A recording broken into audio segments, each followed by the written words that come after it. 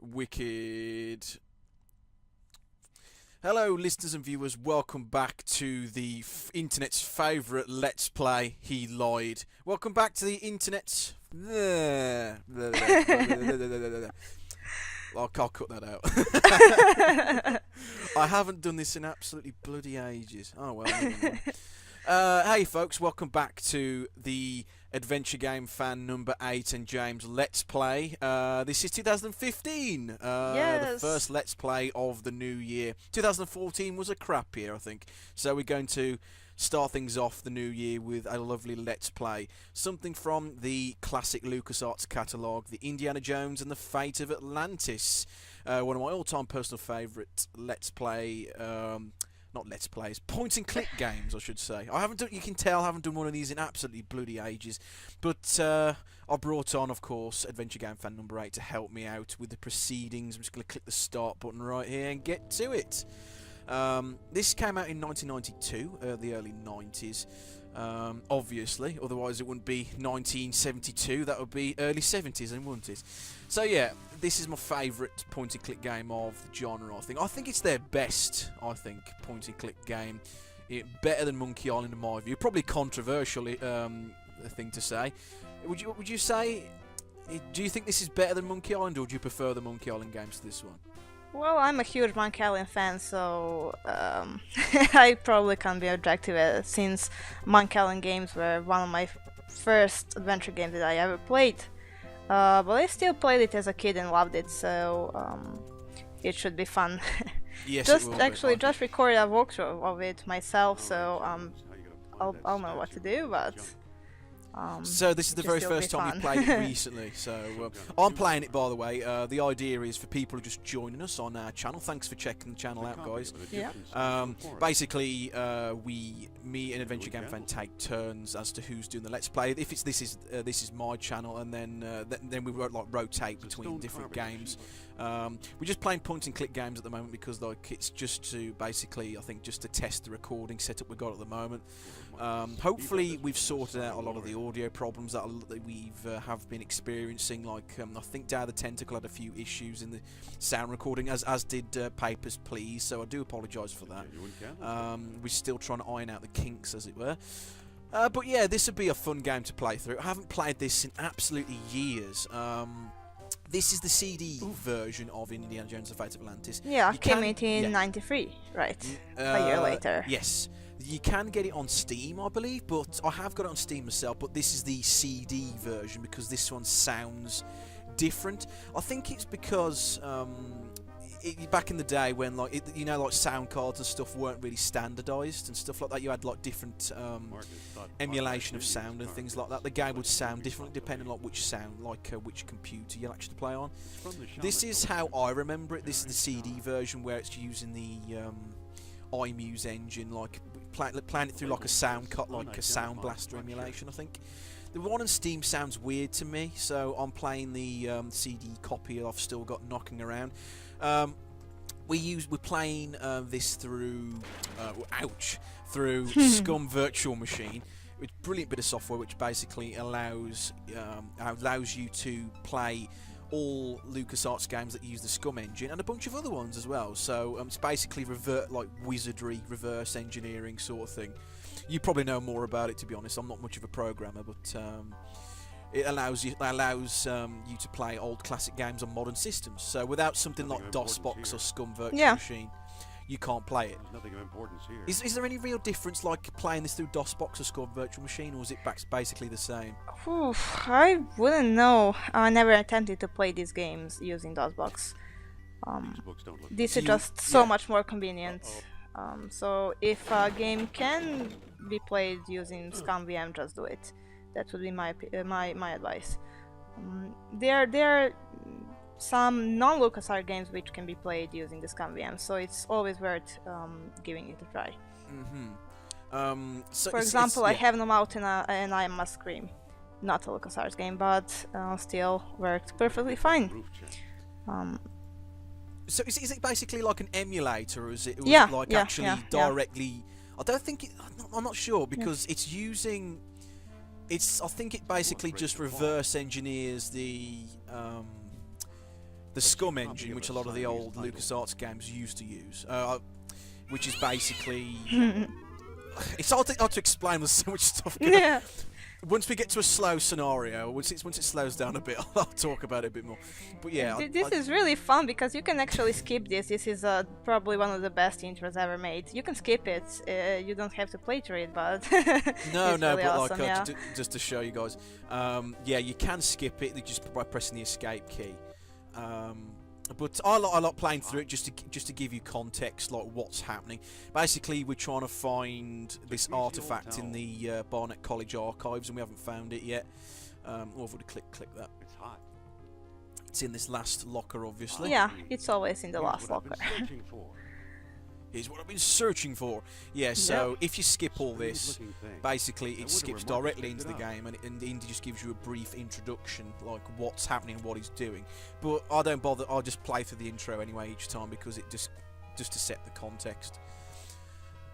And we've found this little statue thing, which we're going to show to our colleagues in the across the road right here. Love the music. Love the music. Yeah. So yeah, I played this version, the CD version, because the one on Steam sounds weird. I think it's like emulating a different sound card. I don't know how they did it, whether it's a port or like a remake, I'm not sure. But it just sounds different to the way I remember it. And this is the original talkie version, as it's known, where they did release it without voice acting to begin with, and then they released it, I think, a year later with voice acting, Yeah. to use the new CD format as it was at the time. It was like if you had a CD drive on your machine, whoa, back in the early 90s. Why not? It's an obvious fake. You may think so, Doctor, but I believe we are opening a new chapter in history. And I really like the artwork, like the digitised artwork.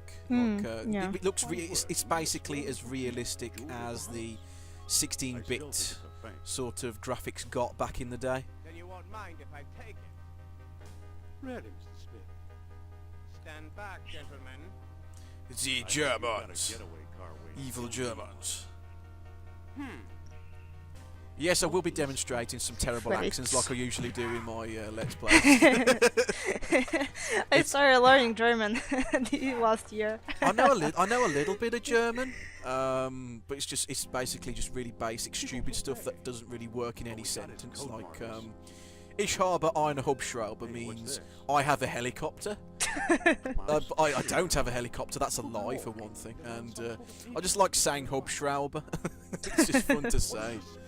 But it's just, it's one of those things that sticks in your mind that's completely useless. But anyway. I don't think it's a phony.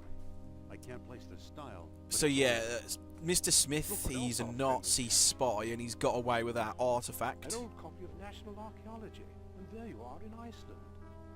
Yeah, field supervisor for the Jastro expedition. My first real job. Who's the woman? Sophia Hapgood. She was my assistant, a spoiled rich kid from She Boston, appears in, I rebellious think sister she does family. appear in later games. She appeared in Infernal Machine, which is another good game, She gave up but archaeology really, for really the difficult site. to get running on. I haven't been able to get it running on my machine that anyway. Does it use Scum? I don't think it does use Scum engine. I don't think it's I like don't a, think so. Finds her. like a lot of. I want to try and get that running at some point because that would be a good game for us to I wanna try know and more play about at some that point. statue. But a lot of games from like the late 90s and early 2000s, like really hard to get running. Yeah. on. Yeah, Like really it's hard. that weird. It's that weird like time when like games were starting to become 3D and like a lot of modern graphics cards go, nope, not running that. No, not at all. Like even though there's plenty of power, it's just like drivers and stuff that don't exist anymore and stuff like that, which is a bit of a pain. But anyway, rambling on as I usually do. Right, so this is the screen here. Like this is the probably most common utilised version of Scum, where you've got like the 9 verbs down here, the box of items down here. Right, so we're now in New York. We've got to try and find Madame Sophia. Right, Yeah. let's talk to the ticket taker Hello now. there. Been a bit rusty, so I know how to complete it, but I'll probably be a bit rusty in some of these puzzles, I think. But Now wait. that makes it all the more fun, I think. I just finished playing it literally a few days ago, so I should know what to do, but I'm not telling you. Yes, Not don't unless tell you me. get really stuck. Yes, right. Okay. This is an interesting part of the game, even though we just started. Basically, this bit's quite clever actually, because depending on how you get into the building here, the game will automatically assign you a path to go on, and there's three paths. You'll still have the option to choose. Yes, of course you do. Yeah. But it'll like based on like what you've did, it'll say, oh, you've done that, therefore you'll go on you got the wits path, which is just basically like I think more puzzles. You've got the fists path, which is more action, and you've got the team path, which is like utilises team puzzles. I think we'll just go for the standard option. I think like we'll go for the stage door. It's unlocked. That's the option that most people will go for. You can go into the fire escape if you want. That's a bit of a pain. Yes. You just have to push and pull these boxes. That's what I did. I'm here to enjoy Madam's. And of course there's two ways to go through.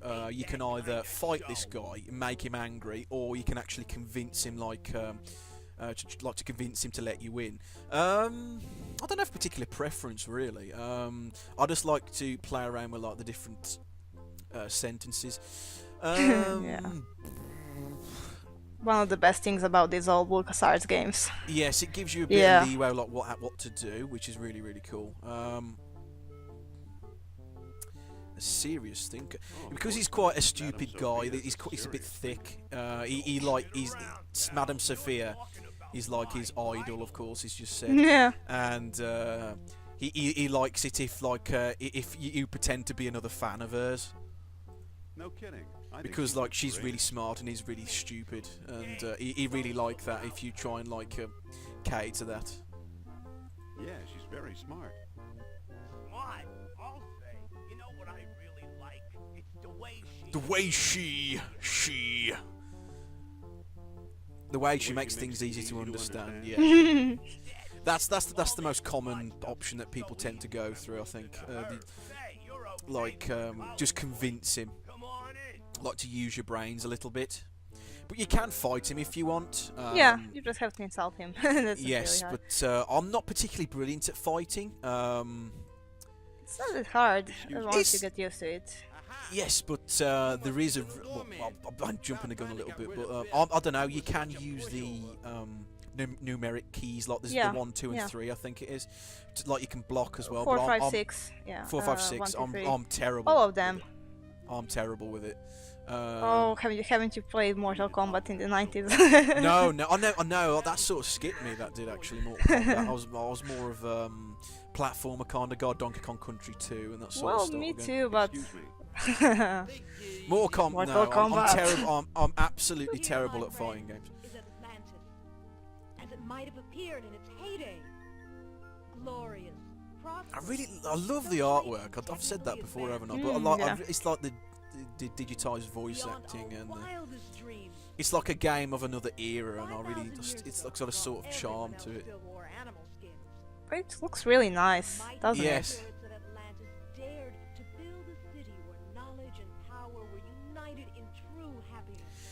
Yeah, this does play into like very numerous theories, like what Atlantis actually was, or whether it is a myth, which is really cool. Like there are some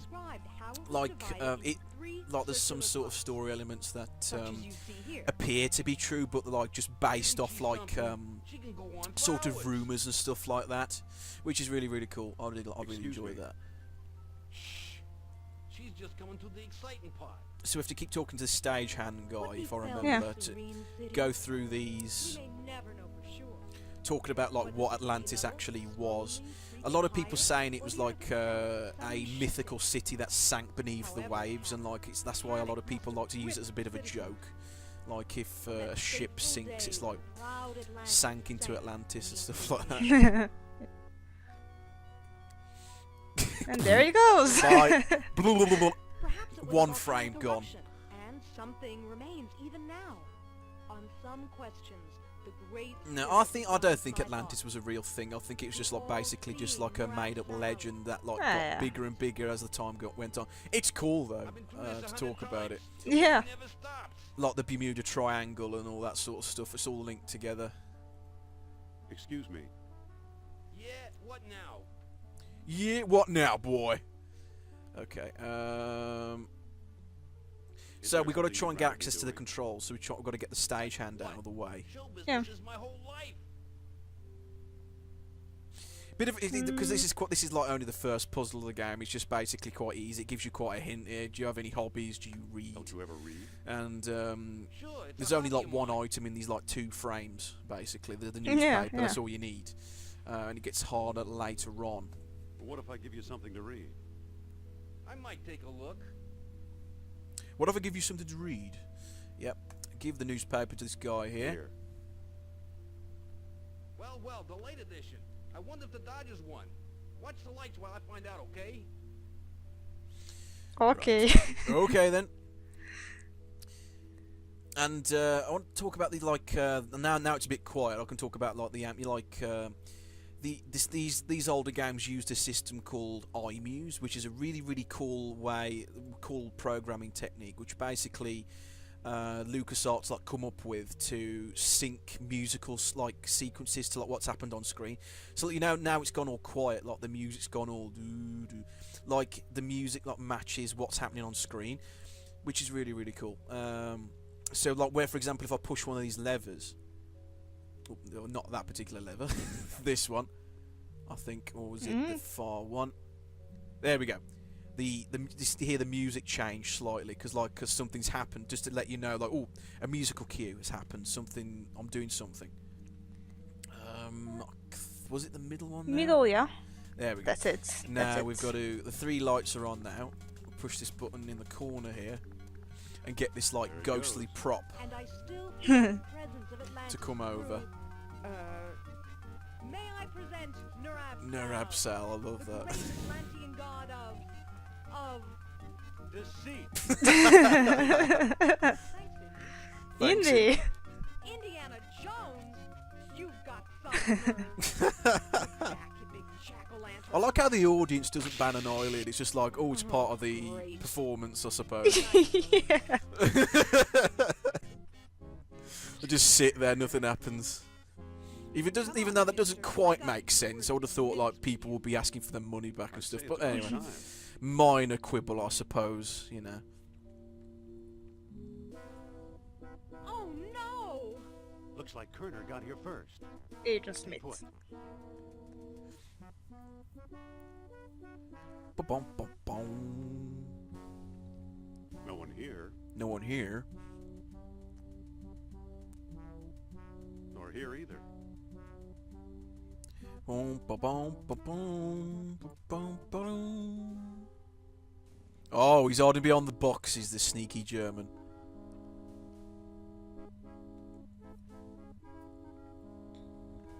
Dr. Uberman. Fantastic. I don't know why it says Fritz there. Yeah, there are some mistakes. There's some, or maybe that like that was in a previous version of the story and they didn't change the subtitles. That's my theory anyway. I don't know whether that's true or not, but Dr. Uberman. That's the second time Fantastic Kerner slipped news. away. What does a Nazi spy want with old statues? Have you seen the newspaper? Listen to this. Germans claim victory in worldwide race to smash the Uranian atom. Chief scientist Dr. Hans Uberman. Yeah, this announced plays the into plan like to harness the new like sources World of War energy II for the narrative Third where Reich. like they were still trying to figure out like nuclear bombs and stuff. Oh. Quite scary Yeah. stuff. Like it's a lot more scarier now. We're considering like nuclear bombs and stuff like that are even more powerful now. But really cool. All these options take you to the same place anyway. It's just basically it just changes the dialogue a little bit slightly, like to find like just because you're disagreeing with Sophia. Practical results are years away. Of course they are. That's why they're looking for the power of Atlantis. Be serious. Because like Indy's I upset used to think you'd because make a good scientist. Sophia was under his wing, as it were, on the old Jastra expedition, but like she became a psychic, Psychic, yeah. a psychic, and she apparently Because he stole could a lot of black market. artifacts from the Artifacts dig such as site. So archaeology has he's never not seen. happy with that. You're lucky I don't have you arrested. So what if I kept a few pieces for myself? Mhm. Look for a small copy So of what the if they're evidence important clipping for my to desk. science? So what? I'll keep them for myself. What do you know? She just doesn't care. Kerner missed the grand prize. What? My necklace. Watch closely. Really creepy design, isn't The bead it? is made of yeah. orichalcum, the mystery metal first mentioned by The Plato. triangles and squares Now and stuff. I'll place it in the medallion's mouth.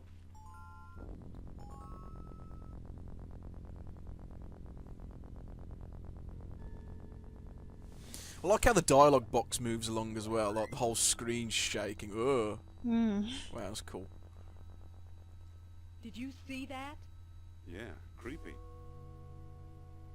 Is your electric bill? That was Nurab Sal.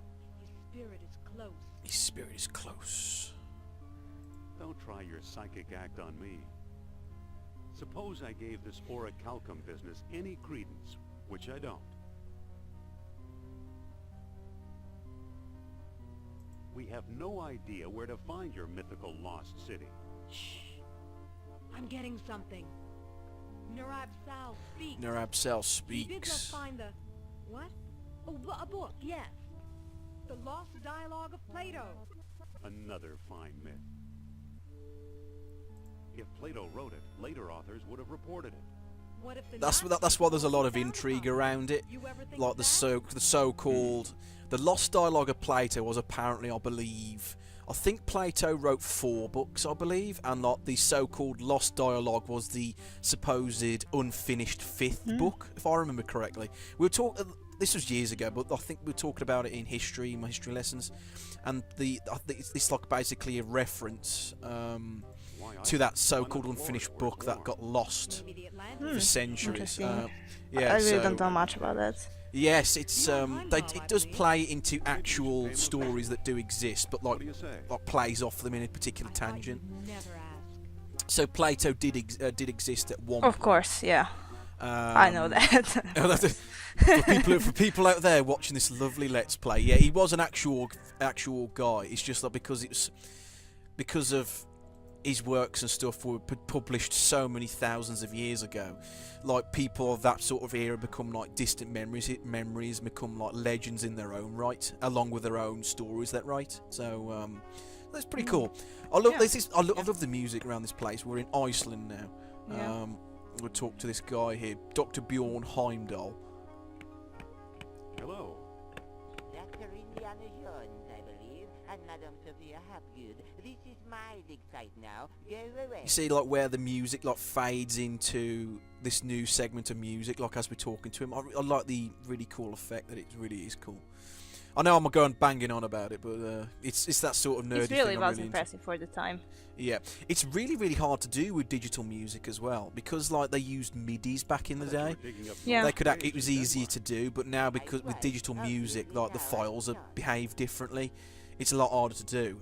So it's a really innovative system for its time. Doctor, what do you expect to find here? The secret of Hyperborea. That's what the Greeks called Iceland, you know. You've read how they sailed north to a fog-shrouded land and how they never set foot upon it? Ha! After traveling thousands of miles, mere fog wouldn't turn them back. Some idiots claim they were repelled by ghosts. Poppycock, you know what actually stopped them, John?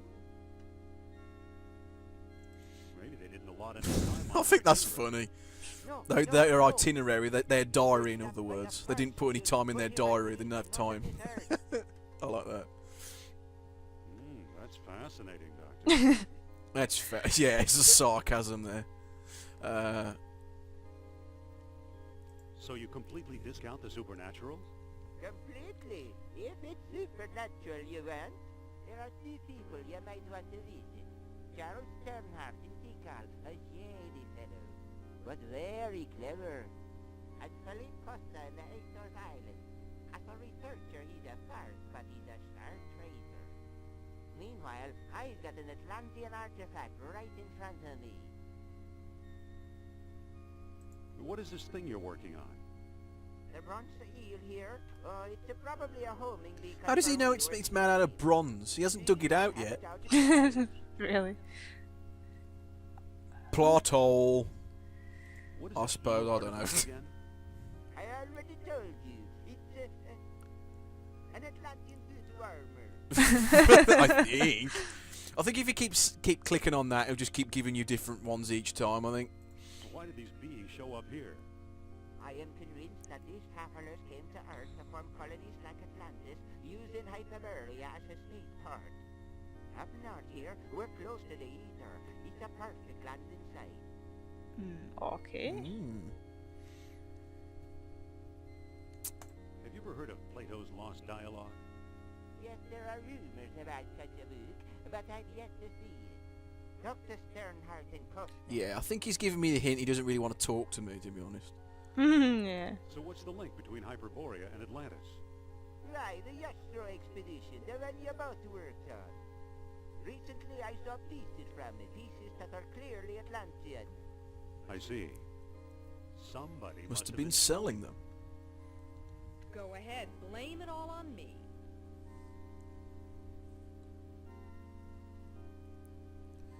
I think that's everything he's got to say, I think. Good luck, fellow believer. Right, so we've got to either talk to that guy in Tikal or that guy in the Azores Islands to progress the plot. So that's what we're going to do next. Use the truck. Let's head for the airport. Yeah. Right, So when you went, where do you want to go first? Oh, I'm trying to remember now. I think if I remember correctly, Tikal's the place we've got to go first, if I remember correctly. I did do this Let's Play years ago on my channel, but again, it's been a while. Oh no! Oh no! Oh no! I hate this bit. You don't really like this part. Oh no! Oh man, this is... Oh no, this isn't good. Right, what we've got to do... Oh, this is a nightmare. I've got to find the one where it takes me to the next screen. Is it the middle one? I can't remember now. Ah, got... Okay. We found the bit that takes us to the next screen. I'm not getting any Oh, closer. crikey, there's a snake there. Wow. Huge anaconda. Yeah. It's a snake. I hate snakes. I hate snakes. Snakes are awesome. Don't like spiders so much though. Can't stand spiders. Don't like spiders. So we've got to get this guy here, this jungle rodent, to get into the correct path, and then use the... Oh, okay, I've got it. I think I've got it. Yep, that's it. This was a nightmare. This that was fairly straightforward actually, but like but It's not that years easy ago. to figure out. But like when I What to played do this when I was a here. lot younger, I was so frustrated. I just didn't know what the hell to do. Good old mother. Just keep whipping the poor thing. Those two creatures have fallen to their deaths. Great. Down a massive chasm, probably 500,000 million feet yeah. tall. Never to be seen again. I love that. It's awesome. Wow, some bridge. Hi. And then Miss Smarty Pants comes around the long way around and finds an easier way. How did you get over here? While you were off bushwhacking, I found a path. I found a path. Right, what do we do? What do we do now? What do we do now? We better find Sternhardt. Right. Okay. So now these are like Mayan ruins. I'm trying to remember now.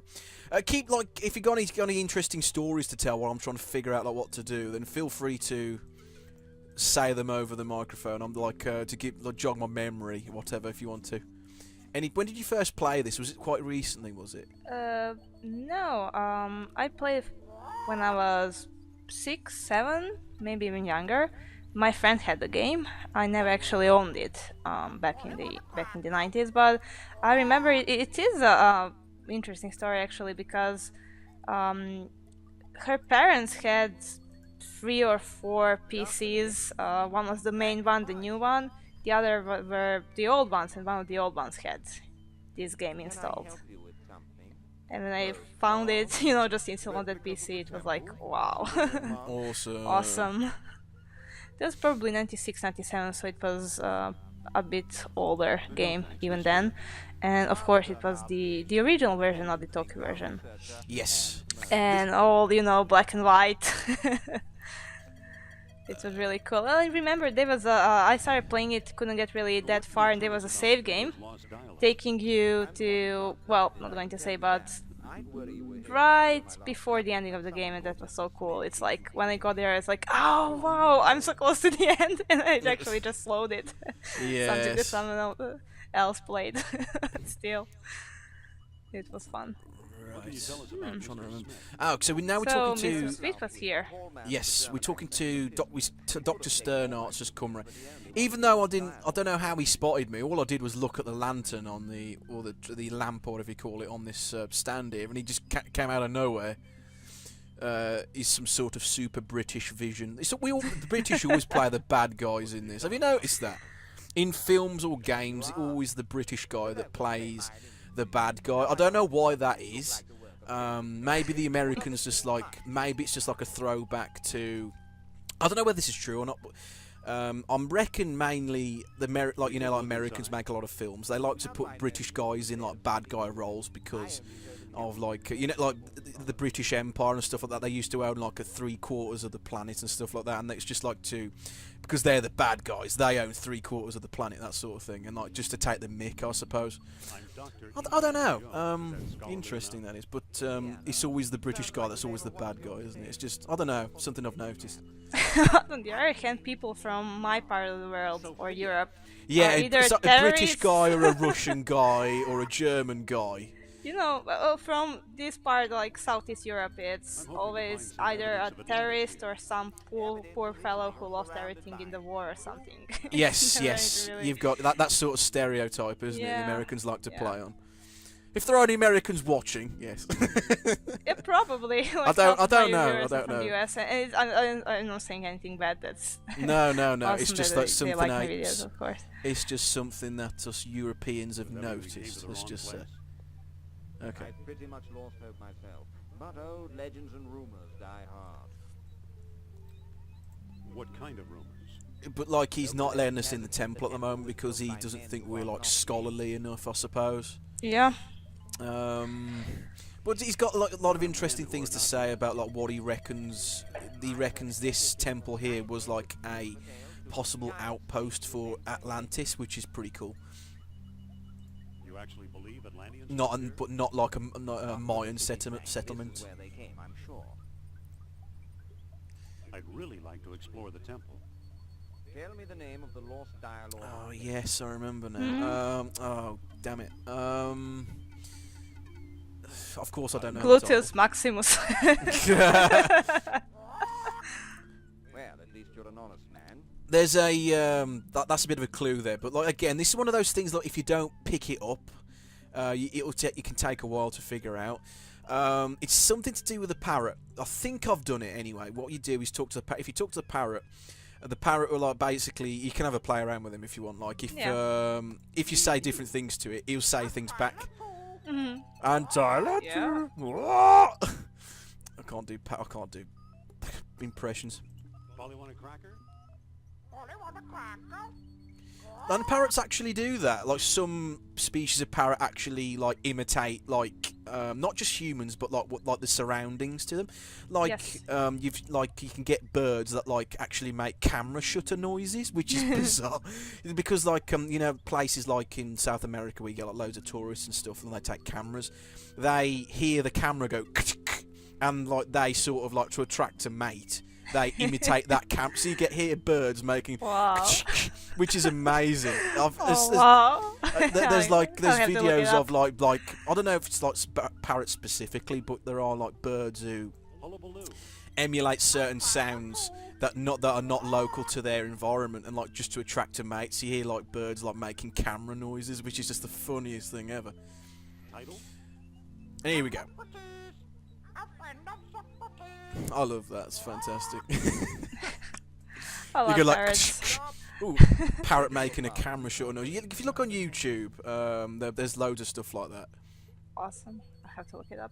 Yeah, it's the strangest thing, but so funny. About exploring the temple. Now that the parrot has given the game away, So I don't know. So I guess the parrot must have overheard like an early conversation that Dr. Sternhardt had, Yeah, and like, probably. talking about the title. The Hermocrates. That's it. Hermocrates and Socrates were ancient Greek philosophers of the really, this is like ancient times. I don't trust And this like guy they're around the time that Plato was around, and like Come on. they talked about all sorts of things. They were famous mathematicians and stuff like that. Really clever guys of their time, and like the fathers of mathematics and philosophy and all that stuff. Yeah. Oh no, I can't remember now. Oh, okay. This is where I'm probably gonna get a little bit stuck. Okay. So now we're inside the temple. This is the chamber. We've got to try and get this panel here open. Yes. Okay. There's something to do with this animal head now. Looks like it could use a nose. Let's talk to Sophia. Yep. I think you have to remember to talk to Sophia for something. It's What's up? vaguely coming back to me. I'm doing okay for right now. I haven't hit any major roadblocks yet. You're doing great. Oh yes, I remember now. You get Sophia to distract him, Okay. and remember that lamp earlier, or was it a lantern? I'm not sure. I'll call it a lamp. Get the lamp thing, because like even just by looking at it, while he's distracted, I can actually pick the thing up. Right, let's get this. I can actually interact with this thing now. Yes. Good thing that pest Sternhardt's not around. What a smart-looking bird. What a smart-looking bird. It is indeed. I'd love a parrot. I have a parrot. They're You know, awesome Badri. creatures. Nice. My nan's got a canary. It's like a huge thing, a big yellow Let's see what Yeah. the ball friends thing. up to. It's huge. It's more of a football than a canary, but there we go. But it's this huge thing. I don't know why it's so massive. Oh yes, okay. Better not spill the kerosene. So, you took Oh, we gave it In away. the wrong place. doing. It doesn't matter anyway. Even like if you got to use it for the puzzle. So oh yes, we've got to use it on this like spiral design The here. kerosene ate away the tarnish. Remarkable. Remarkable. Now I got it. Marvelous. Marvelous. And like we get It's a this stone carving. stone carving. I can't imagine like a whole stone spiral like that coming off in one piece without crumbling to bits. That just don't seem right to me. But then again, I am probably nitpicking because it's like, you know, the story uses mythical It elements and fits stuff like perfectly. that, you Now know. it looks kind of like an elephant. Amazing. Amazing. Okay, and then we pull it. That's it. There we go. They get this thing open. Astonishing. the puzzles do- Astonishing. The puzzles do get harder later on, viewers. So I'm doing okay at the moment. Images of land and sea engraved on it. I do believe it's a wellstone. At last I have the thing. Goodbye, fellow seekers. Wait! Wait. Oh no, he got away. Yes, that's an yes, and we can't follow him either. It's almost No. invisible. We can't open it or anything. It won't budge. No. I did try for all them my I thought like I was doing something wrong. I had to press a button or something, but years ago. But no, you can't No, follow him. no. He just disappears into the night. Too bad for Literally. Sternhardt. He missed the orichalcum bead. Who knows? Maybe it is the tomb of an Atlantean. Really, really cool. That is really cool design, like a tomb in there. And you find, you know, like all these archaeologists find like body, like really well preserved bodies because of like the mummification techniques that the Egyptians used and stuff. Really crazy how well preserved some of these bodies are. It's really crazy. But we've got everything we've got here. Now we go back, use the truck because there's nothing else we can do in this segment. And if I remember, we've got to go back to Iceland for something. A lot of people go to the Azores next, but we don't go there next. Come back into Iceland.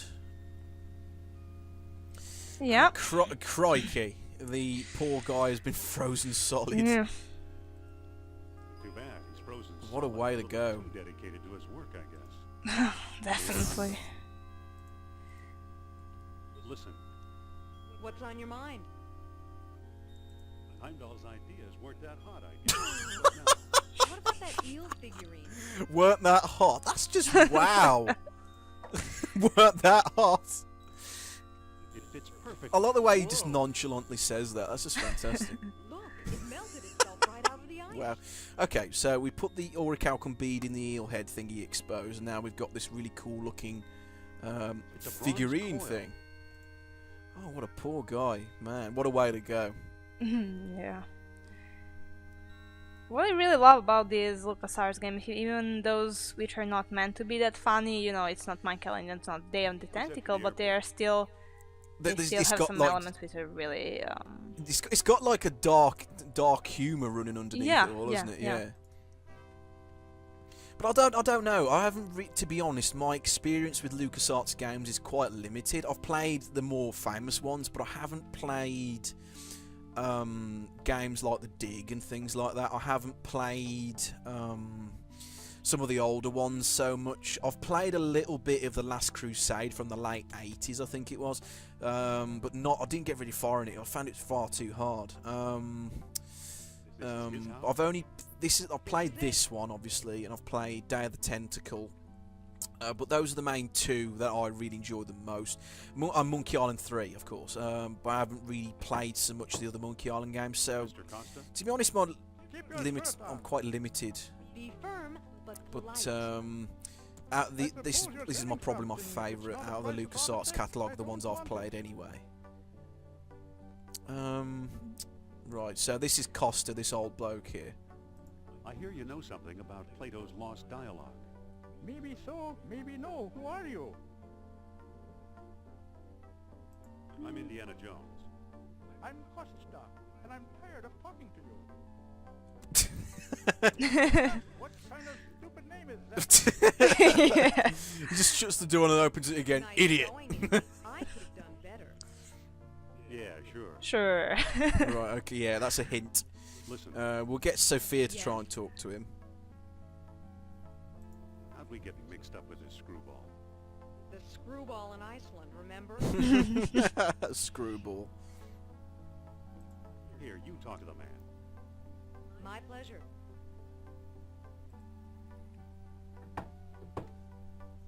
Mr. Costa, Keep your shirt on. He's a touchy old bird. watch and learn, Dr. Jones. Well, hello, beautiful. Of course, he responds a lot better to Sophia, of course, Of doesn't he? course. Professor Costa, my name is Sophia Hapgood. Madam Sophia, the renowned psychic? I hope my friend... Do psychics have much sway anymore in this day and Well, age? no, he didn't. They did in the early 30s and 40s and stuff when the idea was like sort of like a mystical sort of thing. Do they really have much sway anymore? I don't really know. There are some TV shows He just has that to were talk on to like reality and TV stations like that. Older than I am. You know, like psychic assisting in police investigation, but I really don't know if there is any truth to that. Probably no. No, probably no. I don't And buy it. most to of be them honest. were exposed What can you as, tell us about you know, Plato's just lost dialogue? money grabbing liars, basically.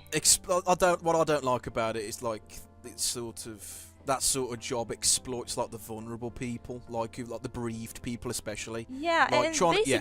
basically, the psychics look at your reactions. You know, psychics, quotes psychics, and they tell you what what you told them in some way. You know, just look Yes, at how like you. Yeah. there's I don't know whether you watch it, but there's a fantastic episode of South Park that like satirizes that, where like TV psychics in general, like they'll say something like, "Oh, you're is there a so and so in the audience, like a Susan in the audience?" And like, Yeah. yes, there's bound to be a Susan in the audience because it's quite a popular name. Of course. I'm hearing I'm hearing a so and so, and like that And someone in your the ma- audience responds. the- Yeah. Grandfather. It's a grandfather, yeah, yeah. Oh, I have a grandfather whose name is David. Oh, yes, and I'm getting a sense that he's saying that you're worried about money. Everybody worries about money. That's that sort of thing. It's hard to find that little clip, but like it was fantastic the way the South Park did it. Like everybody worries about money. Like they were just like none of the kids actually bought it. But it's just that sort of thing. Yes. I think you Have I done it right? I can't remember. Have I triggered the right conversation? I can't remember. Well, basically what I've got to do is I've switched to Indy now and see if he'll do business with me. Yeah. Oh, there we go. Talk about a trade. Okay, what you got? I'm offering this mysterious eel figurine. Now that looks interesting. You've got a deal, mister. Now listen carefully. I don't know exactly where to find it, but the lost dialogue of Plato is in the Ward collection. Got that? I think so. The Ward collection. The interesting thing about this section is each there's different positions. Oh, I'll talk about it in a little bit, but like there's different collections of where a copy of the dialogue can Might be, yeah. which is really, really cool. So each time you play the segment of the game, it's different. Oh, more exposition somewhere in Germany. Dr. Uberman, fantastic news. Corner! At last! I love his voice. Kana! Herr Jones has kindly provided. Like the sort of twisted and warped sort of voice. Amazing. I love it. You fool! You come back to show me this prehistoric knick-knack? Knick-knack, I love that. I believe this knick-knack, as you call it, comes from the lost city. Then we have failed. I see no evidence here of some magical metal Plato. Yeah, it's got that dark humour running through it again. Like, it doesn't take itself too seriously, which I like about it, despite this subject matter, which is really cool. And it glitters like fire, exactly as Plato described. It's my guess we found the treasure we seek. I never guess. We must test.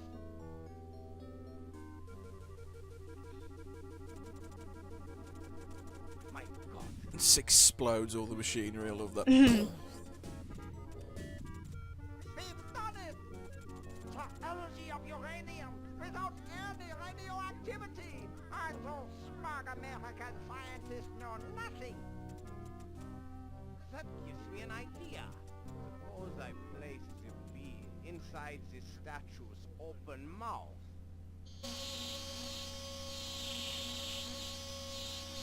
Look at that thing go. Wow.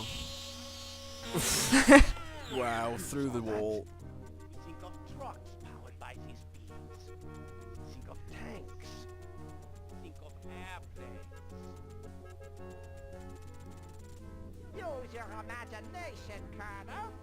Think big like the Americans! Think of... Uh-oh. The bombs. Uranium orichalcum bombs. Yeah, orichalcum was... Yeah, it's an actual fictional metal, I believe. It's not a real substance, is it? I don't think it is. I'm pretty sure it's a fictional thing, orichalcum. There's several articles on it. Like this fictional metal that's got so many mystical properties about it. This is why you should do your research, James, before doing Let's Plays. Say something and then not entirely sure if it's true or not. Oh, no. Oh, well. Yes, please, it's scary. I love that. Scary.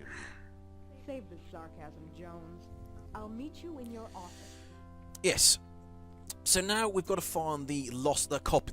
Apparently Dr. Sternhardt gave a copy of the dialogue to the Ward collection, and as I've said, there's different places of where the book can actually be.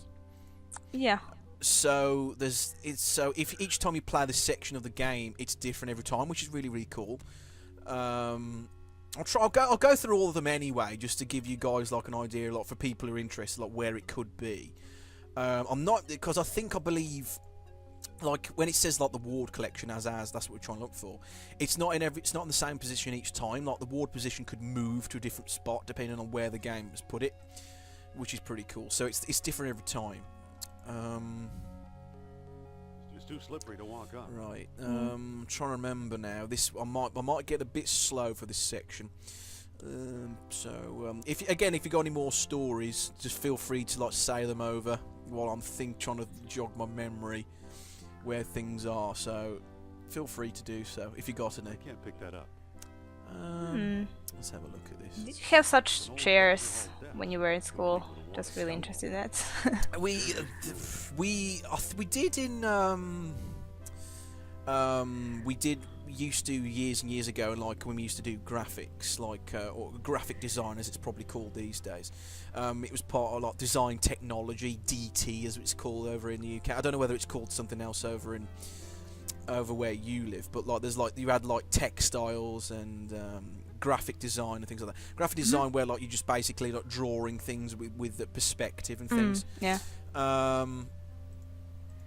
But we had chairs like that, similar, where like the table, the desk part would actually fold open and closed. But they don't tend to use them so much anymore, I think, because, which is a shame. But I quite like them. We never had them.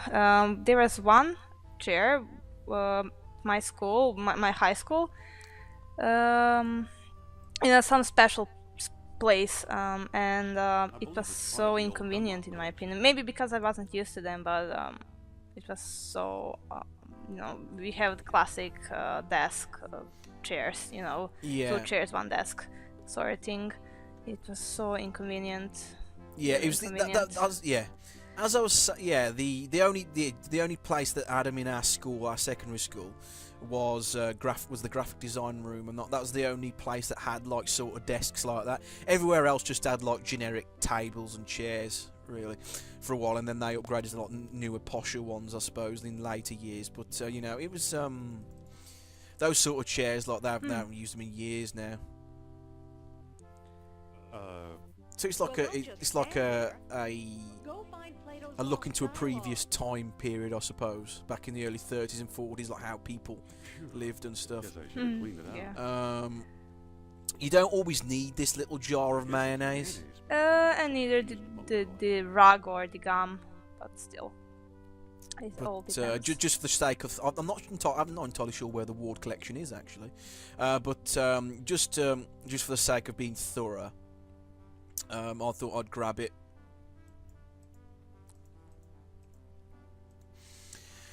Bum bum bum bum. Right, come back in here, over here. Now we got the spearhead. No, sorry, not the spearhead. The arrowhead and the jar of mayonnaise.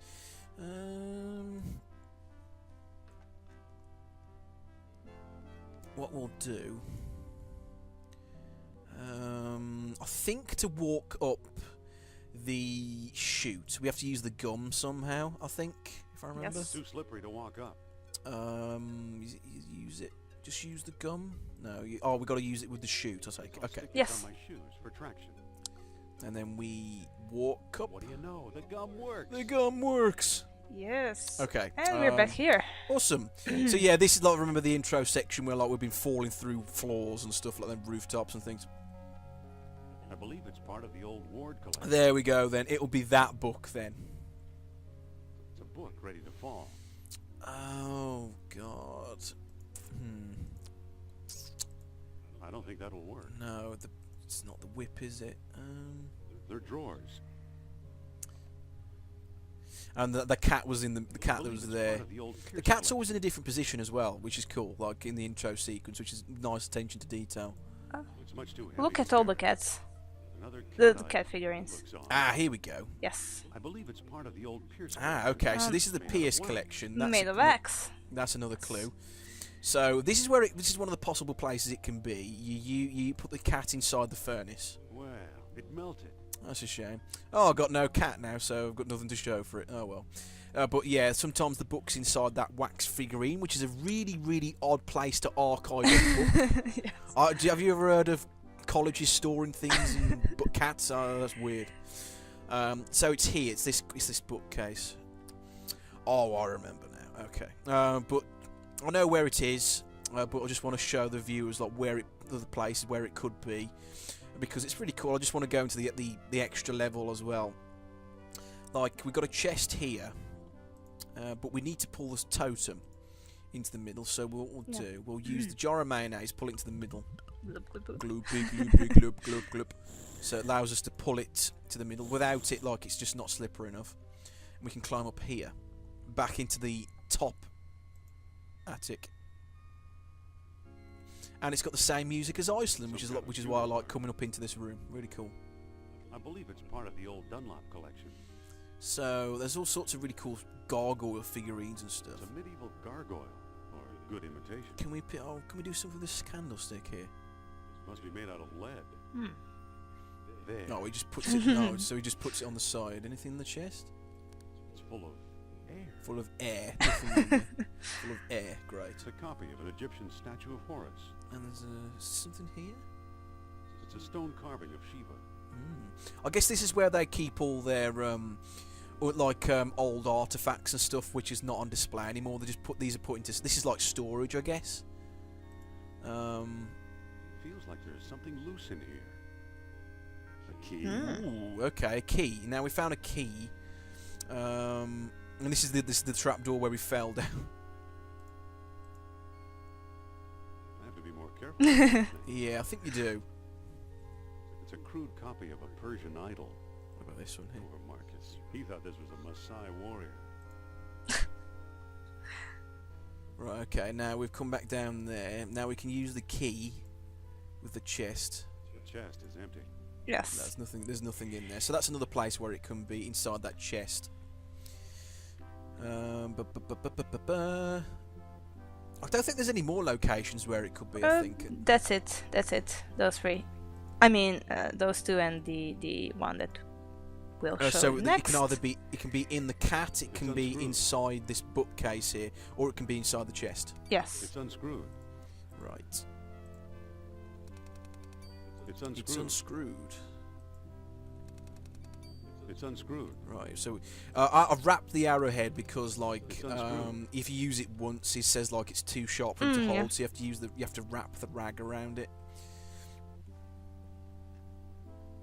I believe it's part of the old Ward collection. So here it is. Here it is, the lost dialogue of Plato. Yay. So yeah, that's something that stumps a lot of people on this part of the game. Where if it's I think that's the most frequent place where it appears inside yes. this bookcase. Yeah.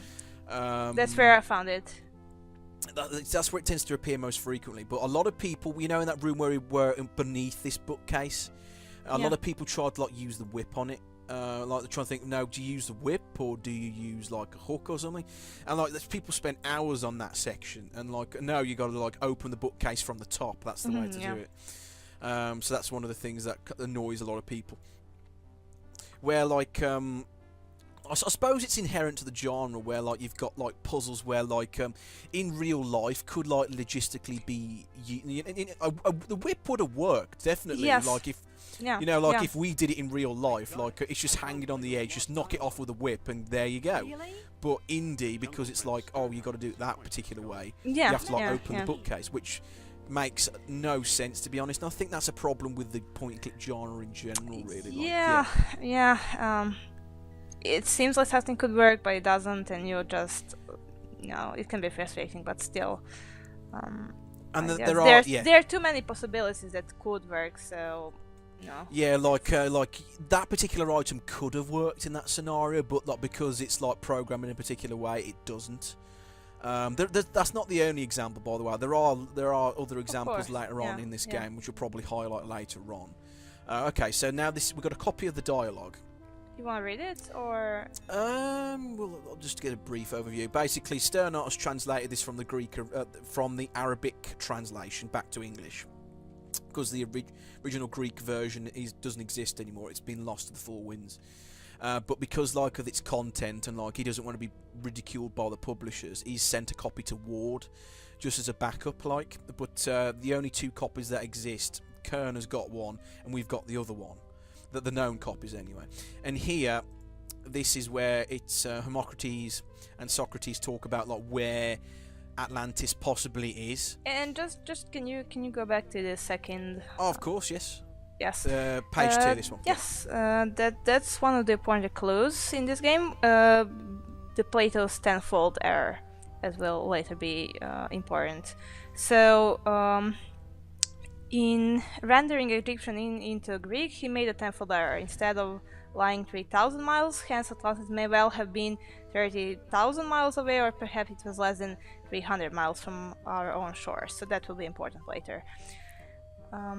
As will the positioning. It talks later on in here in page 3 and 4. It talks about the positioning of the lesser colonies, and utilising what are known as stone discs to access the lesser colonies, and then the major colonies, and then Atlantis itself. But we'll look at that. We'll need this book later on. But of course, like Hermocrates is talking about like the so-called legend of Atlantis and like how Atlantis used to work, and his friend Socrates is saying no, this is just basically a childhood tale, a child's tale, as he's just saying there. So it's just, basically he doesn't agree, but these will be vital clues later on. I don't see how this will help us find Atlantis. Yes, the tenfold errors, that's the important thing, because like it can either be 10,000 miles away or it could be as few as 100 miles away. No, sorry, it's 300 miles, wasn't it? 300, 3,000, Yeah, 30,000. So we don't know which way the tenfold error goes, because Plato apparently wasn't made an error in translation with distances. Plato's error means distances could also be wrong. So what if they are? Which is an interesting theory. If Plato is right, Atlantis is in the Mediterranean. You mean 300 miles from Greece instead of 3,000? Of course, the lost dialogue could still be a fake. Yeah, that's always the possibility, because like the original text doesn't exist anymore. This translation of a translation could also have errors as well, because this is a translation of the original of the Arabic version that he found. So when you translate a translation, I suppose it adds more errors along the way, where like words don't quite translate to other languages. If that makes sense. But yeah, cool stuff. It's cool. I say cool a lot. I think I'm getting something. Mr. Sal. Mr. Sal. I love that. Be patient, he's lost. But I think I know how to guide him home. Among the artifacts that Kerner stole was a small stone disc. Yeah, the stone discs. I'm sure it was one of the 3 stones mentioned in Plato's book. And I didn't find it. I bought it from Alain Trottier in Monte Carlo. Haven't we talked to enough of these nutcases? Or was it Omar Al-Jabbar in Algiers? Either way, Algiers or Monte Carlo. This much I do know. We need all 3 stones if we want to find Atlantis. Okay, I think that's a good place to stop it, actually, because this is the part in the story where the story can split into 3 parts. So I think we would be recording for well over an hour now, so I think this would be good for part 1. Join us next time for part 2, where we'll decide. I don't know what we're going to do for part 2. I don't know what choice we're going to do for part 2, which path we are going to take for the first part of the Let's Play. Thank you so much for joining us, and we'll see you guys next time. And we'll save the game here. Bye bye, folks.